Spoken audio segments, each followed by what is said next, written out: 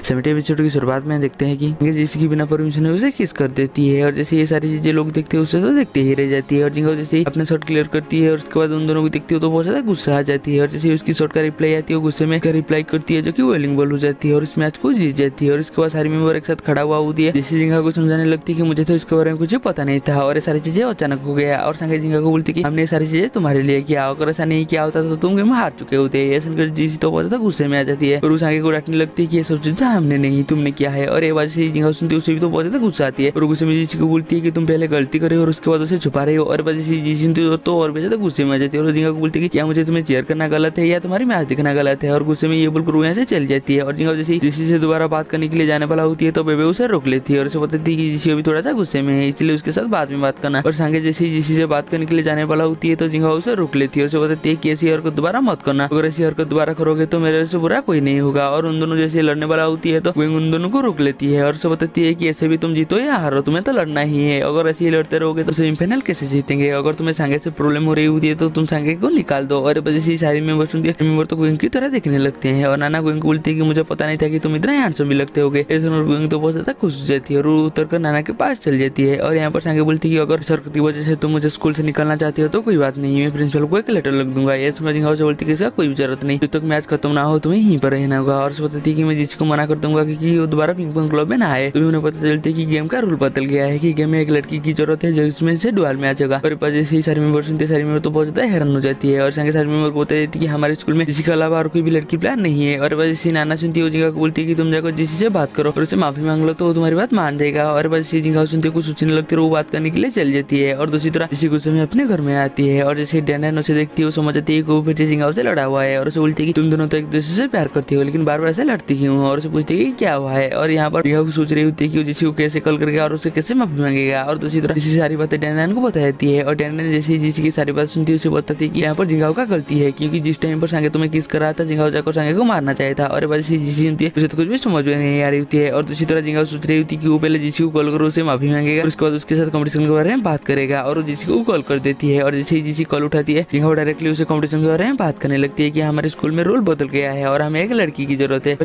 सुनती है तो बहुत ज्यादा खुश हो जाती है और वो जिंगा को पूछती है कि क्या तुमने इसीलिए मुझे कॉल किया था। और ये बात जैसे जिंगा सुनती है उसे बता देती है कि हाँ। और बात जैसे जीसी सुनती है वो तो बहुत ज्यादा गुस्से में आ जाती है और उसे साफ साफ मना कर देती है और गुस्से में कॉल काट भी देती है। और जिंगा जैसे वापस आती है तो सारी मेंबर से पूछती है कि जिसने क्या बुलाया है लेकिन जिंगा कुछ भी बोलता नहीं है। तो भी उन्हें पता चल जाती है कि जिसने उन्हें तो मना कर दिया है। और ये देखो संगे सारे मेंबर को बता देती है कि जरूरी है उनको बॉन्ड ही बदला होगा क्योंकि उन्होंने इस स्कूल को भी शुरू किया था और उन्होंने स्पॉन्सर ही किया था। और बात जैसे सारी मेंबर सुनती सारी मेंबर हैरान हो जाती है और गोइंग सांगे को पूछती है कि तुम्हें इसके बारे में कैसे पता चला। तो सांगे बता देती है कि मेरी दादाजी उनके साथ बिजनेस करते थे। ये सुनकर जिंगा बता देती है कि एक ग्रुप भी उनके साथ काम करना चाहता है और उन्हें बता देती है कि लैंगो में एक बड़ा पार्टी होने वाला है जहाँ पर कि उनको ग्रुप के भी लुक आने वाले हैं। और बात जैसे सारी मेंबर सुनती सारी मेंबर तो बहुत ज्यादा हैरान हो जाती है और नाना गोइंग को बोलती है कि मुझे भी इस पार्टी में जाना है। तो गोइंग जिंगा को बोलती है क्या तुम मेरे लिए 2 पास लेकर आ सकते हो। और इस बात पर जिंगा एग्री हो जाती है और कुछ सोचने लगती है बोलती है क्या तुम जनबे और बेबे के लिए भी लेकर आ सकते हो। तो जिंगा उस बात पर एग्री हो जाती है और इसके बाद तीनों बैठे हुए होते हैं। तो गोइंग जिंगा को बोलती है कि तुम्हें जिसी से बात करना चाहिए क्योंकि उस टाइम पर जिसी का कोई भी गलती नहीं था, जो भी गलती था वो सांगे का था। ये सुनकर जिंगा उसे बोलती है कि मुझे इसके बारे में पता है और उसे पूछती है कि मैं कैसे जिसी से माफी मांगूंगा। तो गोइंग उसे बता देती है कि ये तो बहुत ही ज्यादा आसान है। और जिंगा सुनती है वो अपना मोबाइल निकालती है जिससे माफी मांगने के लिए लेकिन गोइंग उसे रोक देती है और उसे बताती है कि लड़कियां सेंसिटिव होती है इसलिए तुम अच्छे से तैयार होकर जाकर जिसी से माफी मांग लेना। और इस बात पर जिंगा एग्री भी हो जाती है। और दूसरी तरह जनबे की छोटा भाई दिखा जाता है जहाँ पर डॉक्टर उसे बताती है कि तुम्हारे पापा के फोन रिजेक्ट हो चुका है क्योंकि उनके पास ज्यादा फंडिंग नहीं थी इसलिए उन्होंने पेशेंट कम कर दिया है। और जैसे जनबे की छोटा भाई सुनती है तो बहुत ज्यादा मायूस हो जाती है और वापस जैसे आ रही होती है तो सुनती है कि उसके बाद किसी पेशेंट ने अप्लाई किया था लेकिन उसके फोन को एक्सेप्ट कर लिया गया है। ये देखो जनबे की छोटे भाई को तो बहुत ज्यादा गुस्सा आती है और उसे लगती है कि डॉक्टर ने रिश्वत लेकर ये सारी चीज किया है। बिल्कुल डॉक्टर के पास ही तरह से बोलती है कि तुमने रिश्वत ली है, बिल्कुल उसके साथ लड़ने लगती है। और दूसरी तरफ बेबे चेयर अप टीम में प्रैक्टिस करते वक्त उसकी पैर में चोट लग जाती है और बाद जनबे को पता चलती है उसे बोलती है कि चलो मैं तुम्हें घर में छोड़ देती हूँ। बिल्कुल जैसी जाने वाला होती है उस हॉस्पिटल की तरफ से कॉल आती है कि तुम्हारी छोटे भाई ने लड़ाई की है, तुम्हें जल्दी आना होगा नहीं तो हम पुलिस में रिपोर्ट कर देंगे। और बस जनबे सुनती है उन्हें बोलती है कि आप रुकिए मैं जल्दी आती हूँ। और बाद से सुनती है तो बहुत ज्यादा परेशान हो जाती है और जिंगा को बोलती है कि तुम जाकर बेबे को उसके घर में ड्रॉप कर लो। और बाद से जिंगा सुनती है गोइंग को बोलती है कि तुम जाकर उसे ड्रॉप कर लो लेकिन गोइंग को बताती है कि मैंने मेरी कार नहीं लाया है। और बाद से जिंगा सुनती है उसे बोलती है कि ठीक है मैं उसे ड्रॉप करके चल जाती हूँ। बिल्कुल बेबे को ड्रॉप करने के लिए चल जाती है और यहाँ पर बेबे बहाने से जिंगा से बात करने की कोशिश करती है लेकिन जिंगा उसे बता देती है कि जो गाड़ी चलाता है उसके साथ नहीं बात करते हैं। बिल्कुल उसे चुप करा देती है और बेबे चुपके से जिंगा के साथ फोटो भी खिंचा लेती है। और बस जिंगा को पता चलती है उसे तो बहुत ज्यादा गुस्सा आती है। और दूसरी तरह जनबे अपने छोटा भाई को लेकर एक रेस्टोरेंट में जाती है तो उसकी छोटा भाई उसे माफी मांगती है और उसे बताती है कि मैं पापा को लेकर थोड़ा सा इमोशनल हो गया था इसलिए उनके साथ लड़ गया है। सुनकर जनबे उसे उसे समझाने लगती है कि ये एक बड़ी यूनिवर्सिटी है, इसलिए एक टाइम पर अलग अलग रिसर्च होती है। और उसे बताती है कि अच्छा हुआ कि डॉक्टर जंग तुम्हारे ऊपर केस नहीं किए, नहीं तो तुम्हें जेल जाना होता। और उसे बताती है कि आज के बाद तुम जो भी करोगे थोड़ा सा सोच समझ कर करना, बोलकर उसे यहाँ से ले जाती है। और दूसरी तरह जिंगाओ बेबे को उसके घर में ड्रॉप कर देती है। और बेबे जैसे कार से उतरती है तो उसके पापा उसे देख लेते हैं और उसके पास आकर पूछती है कि लड़का कौन। तो बेबे उसे बताती है कि एक ग्रुप का चेयरमैन का बेटा है। और बस बेबे का पापा सुनते हो तो बहुत ज्यादा खुश हो जाती है और वो जिंगाओ के पास जाती है, उसके साथ हाथ मिलाती है और उसके साथ बहुत ही अच्छे से बात करते हैं। और यहाँ पर जैसे जिंगाओ चली जाती है, बेबे का पापा बेबे के पास जाते हैं, उसे बोलती है कि तुमने इस बार बहुत ही अच्छा लड़का चुना है। और उसे पूछती है क्या ये तुम्हारा बॉयफ्रेंड है। ये सुनकर बेबे उसे मना कर देती है और बताती है कि नहीं, मैं सिर्फ ऐसे पसंद करती हूँ। ये सुनकर उसके पापा बोलते हैं कि ऐसे ही तो प्यार होती है। ये सुनकर बेबे उसे बोलती है कि प्लीज आप दोबारा माँ को मत माना। ये सुनकर बेबे के पापा बेबे को बोलते हैं कि हम दोनों का रिश्ता जो भी है, लेकिन मैं सबसे ज्यादा तुम्हें ही प्यार करती हूँ। सुनकर बेबे उसे बोलते हैं कि क्यों ना आपका न्यू नंबर मुझे दे दीजिए, क्योंकि आपका नंबर मेरे पास नहीं है। ये सुनकर उसके पापा तो खुशी होकर उसके नंबर दे देती है और उसे बोलते हैं कि ये नंबर तुम तुम्हारी माँ को मत देना, नहीं तो वो मुझे कॉल कर परेशान करेगी। और बेबे उन्हें तो उनकी एड्रेस ही मांग देती है। तो उसके पापा उसे पूछती है एड्रेस तुम्हें क्यों चाहिए। तो बेबे उसे बताती है कि लेंगवान में एक बड़ा डिनर पार्टी होने वाला है, जहाँ पर की बड़ा बड़ा बिजनेसमैन आने वाले हैं। उसका इन्विटेशन आपको चाहिए तो मुझे बोलिए, क्योंकि मुझे मिलने वाला है तो मैं आपको दे दूंगा। और एक बार से उसके पापा सुनती है वो तो बहुत ज्यादा खुश हो जाती है और वो बेबे को अपना न्यू एड्रेस दे देती है और उसे बताती है कि ये एड्रेस तुम तुम्हारी माँ को मत देना, बोलकर वो यहाँ से चल जाती है। और बेबे जिंगाओ के साथ जिस फोटो को उठाया होती है उस फोटो को अपने पिक्चर में पोस्ट कर देती है और वो भी अपने घर चल जाती है। और दूसरी तरह जीसी और जेहू क्लासरूम में बैठे हुए होते हैं और टीचर जो भी होमवर्क दे रही होती है जीसी को तो कुछ भी समझ में नहीं आ रही होती है, इसलिए वो तो बहुत ज्यादा परेशान होती है। देखो जेहू से बोलती है कि अगर हमारे टीचर जिंगाओ होता तो तुम्हारे लिए कितना आसान होता। और बाद से जीसी तो बहुत ज्यादा गुस्सा आती है और वो गुस्से में जेहू के पास जाती है, बोलते कि तुम अभी मेरी भरोसे में रह रही हो और तुम मुझे ही ताना मार रहे हो। और से बोलती है क्या तुम मेरे लिए कुछ अच्छा नहीं बोल सकते। ये सुनकर जेहू से पूछती है क्या तुम्हें अच्छा सुनना है। और से बताती है कि तुम्हें सच्चा प्यार करते हैं, तुम जिस टाइम पर परेशान हो गए वो तुम से 10 गुना ज्यादा परेशान होगा। और वैसे जीसी को कुछ सोचने लगती है और उस टाइम पर उसके मोबाइल में एक मैसेज आती है तो वो बोलती है कि अगर जिंगाओ मुझे सॉरी मैसेज किया होगा तो मैं इसे माफ कर दूंगा। और वो जाकर जैसे अपना फोन चेक करती है तो उसे और भी ज्यादा गुस्सा आती है, क्योंकि ये बेबे का पोस्ट होती है जहाँ पर की जिंगाओ और वो कार में बैठे हुए हैं। ये देखकर उसे तो और भी ज्यादा गुस्सा आती है। और उसके बाद जैसे अपने घर में आ रही होती है तो बेबे उसे कॉल करती है और उसे बोलती है कि तुम हम दोनों का फोटो देखकर जिंगाओ को गलत मत समझना, मेरे पैर में चोट लग गई थी जिस वजह से जिंगाओ मुझे छोड़ने के लिए आया था। और उसे बताया था कि तुम्हें जिस टाइम पर संगे किस कर रहा था ये देखो जिंगाओ को बिल्कुल भी अच्छा नहीं लगा, अगर तुम उसे माफी मांग लोगे तो वो तुम्हें माफ कर देगा। ये सुनकर जीसी को तो बहुत ज्यादा गुस्सा आती है और वो गुस्से में बेबे को बोलती है कि अगर ये सारी चीजें जानबे नहीं क्या होता तो क्या तुम उसे माफ कर देते। तो बेबे उसे बोलती है कि अगर जिंगाओ जैसे मेरा परफेक्ट बॉयफ्रेंड होता तो मैं जरूर उसे माफ कर देता है। ये सुनकर जीसी को तो बहुत ज्यादा गुस्सा आती है और उसे गुस्से में बोलती है कि जिंगाओ एक परफेक्ट बॉयफ्रेंड नहीं है, बोलकर वो कॉल काट देती है। तो बेबे की स्माइल से साफ साफ पता चलती है कि बेबे जानबूझकर उन दोनों में गलतफहमी पैदा कर रही है ताकि उसके कुछ चांस बन सके। और जीसी ऐसे ही गुस्से में जा रही होती है तो उसकी पैर फिसल जाती है और वो जैसे ही गिरने वाला होती है उसे सांगे पकड़ देती है। और वो जैसे ही सांगे को दिखती हो तो और भी ज्यादा गुस्से में आ जाती है और सांगे जीसी को बोलती है कि मुझे पता है कि तुम परेशान हो, अगर तुम चाहो तो तुम तुम्हारे दिल की बात मुझे बता सकते हो। और उसे बताती है कि मुझे पता है कि जिंगाओ ने तुम्हें परेशान किया होगा, लेकिन बलिका बकरा तो मैं ही था। ये सुनकर जीसी गुस्से में उसे बोलते कि ऑडिटोरियम में तुमने जो किया था मुझे नहीं लगता कि तुम बलिका बकरा हो, बोलकर गुस्से में यहाँ से जाने लगती है। तो सांगे भी उसके पीछे पीछे जाने लगती है और उसे बोलते कि अगर तुम्हें मेरे ऊपर गुस्सा है तो तुम मुझे डांट या मार सकते हो। ये सुनकर जीसी से बोलते कि अगर मैं ऐसा करूंगा तो क्या तुम मेरी पीछा छोड़ दोगे। ये सुनकर सांगे से बोलते कि मैंने तुम्हारे पापा को बोला था कि मैं और तुम्हें छोड़ने के लिए आऊंगा। और उसे पूछती है क्या तुम मुझे इतना नफरत करते हो, लेकिन जीसी उसे कुछ भी बोलता नहीं है। तो सांगे उससे बोलती कि ठीक है तुम आगे आगे चलो, मैं तुम्हारे पीछे पीछे चलूंगा और जैसे ही घर आ जाएगा तो हम दोनों इकट्ठा हो जाएंगे। और उसके बाद जीसी आगे आगे चलती है और सांगे पीछे पीछे चलती है। और जैसे ही घर पहुंचती है तो सांगे जीसी को बोलती है कि जिंगाओ तुम्हारे लिए परफेक्ट नहीं है, वो एक परफेक्ट बॉयफ्रेंड नहीं है। ये सुनकर जीसी उसे चुप करा देती है और उसे बताती है कि मैं जिंगाओ के लिए परफेक्ट नहीं हूँ। और सांगे देखती है कि जीसी जिंगाओ के लिए बहुत ज्यादा परेशान है। तो जीसी को बोलते कि तुम जिंगाओ के साथ बात कर अपना प्रॉब्लम सॉल्व कर लो। तो भी जीसी अपना मोबाइल चेक करती है तो वो देखती है कि उसकी मोबाइल स्विच ऑफ हो गया है। ये देखकर सांगे उसे बोलते कि मेरी मोबाइल ले लो और उससे बात कर लो। और वो जैसे ही उसके मोबाइल देती है और इस टाइम पर सांगे आ जाती है और उन दोनों को देख लेती है और कुछ उन दोनों को बोलती है कि दोनों यहाँ पर क्या कर रहे हो। और यहाँ पर जीसी उसे समझाने लगती है कि तुम जैसा सोच रहे हो ऐसा कुछ भी नहीं है। लेकिन सांगे उसे बताती है कि जिसके पापा को ऐसा लगता है कि जीसी और मैं कपल हूँ, इसलिए मैं जीसी को हर रोज लेने और छोड़ने के लिए आती हूँ। और वजह से जिंगाओ सुनती है उसे तो बहुत ज्यादा गुस्सा आती है और गुस्से में जीसी को बोलती है कि इसलिए मैं जब यहाँ पर आती हूँ तुम यहाँ से मुझे जल्दी भगाने की कोशिश करती हो। और यहाँ पर जीसी तो उसे समझाने की कोशिश करती है लेकिन सांगे उसकी कोई बात नहीं मानता और वो यहाँ से चल जाती है। और जीसी अपने रूम में बैठा हुआ होती है और कुछ सोचने के बाद बाहर आती है तो देखती है कि उसके घर के सामने सांगे खड़ा हुआ होती है। और वो जैसे सांगे को देखती है वो दोबारा घर के अंदर चली जाती है और उसे भी नींद नहीं आ रही होती है और दूसरी तरह जिंगा को भी सही से नींद नहीं आ रही होती है और दोनों एक दूसरे के लिए ही परेशान होते हैं। और अगले दिन जिसे अपने स्कूल में होती है तो देखती है कि उसके सामने से जिंगा आ रही है, लेकिन जिंगा उसे कोई भी बात नहीं करता। और वो जिस टाइम पर जिंगा को देख रही होती है जिंगा उसे नहीं देखता और उसे जिस टाइम पर जिंगा देख रही होती है वो जिंगा को नहीं देखता। फिर से उन दोनों में गलतफहमी हो जाती है। और उसके बाद पिंग पोंग क्लब में सारी मेंबर होती है और वो जीसी और जिंगा को देखकर बहुत ज्यादा परेशान होती है क्योंकि उन दोनों सही से किसी से बात भी नहीं कर रही होती है और वो सोच रही होती है कि उन दोनों को कैसे मिलाए। और इस टाइम पर जिंगा आ जाती है और सारे मेंबर को जिंगा का इन्विटेशन कार्ड दे देती है, जिसे देखकर सारे मेंबर तो बहुत ही ज्यादा खुश हो जाती है। और यहीं पर हमारी एपिसोड खत्म हो जाती है। हम मिलेंगे जल्दी नेक्स्ट एपिसोड में।